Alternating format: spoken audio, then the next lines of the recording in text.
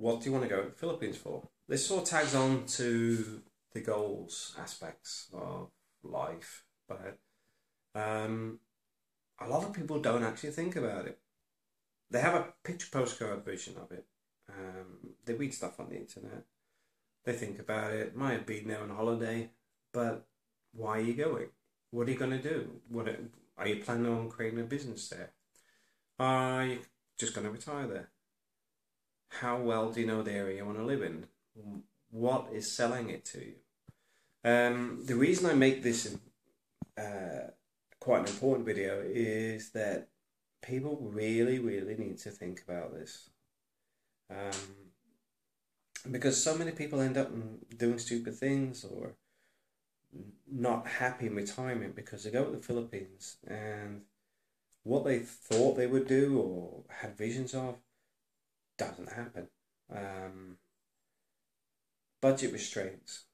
I mean, I would say the Philippines is costing probably 40% more or even 50% more than it did when I first went in 2007. And the pricing seems extremely high for a lot of stuff because the wages haven't increased that much. So why are you going? And with that, is it because of somebody, partner or something? How much do you know them? How well do you know them? How well do you know their family? Do you know what their background is?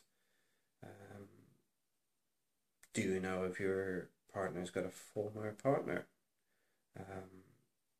Most recent occurrence was somebody contact me. They did. And I think they've even got a child together.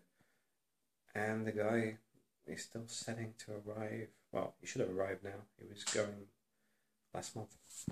But the point being is he thought she was single and yet she's still in a relationship. So these things you think, it won't happen to me. It happens all the time to people that say, it won't happen to me. And the only way to beat it is actually to sit and ask the right questions. Are they in a relationship? Yes, no. How do you find out if not? Or if they are? How do you find out the background? How do you decide if that's the area you want to live in? What is it that's going to motivate you to stay there? Are you going to be moving into an area that's heavily industrialized, polluted, you name it? Because one of the things I noticed with my kids, we're moving to Spain, is they're not sick as often.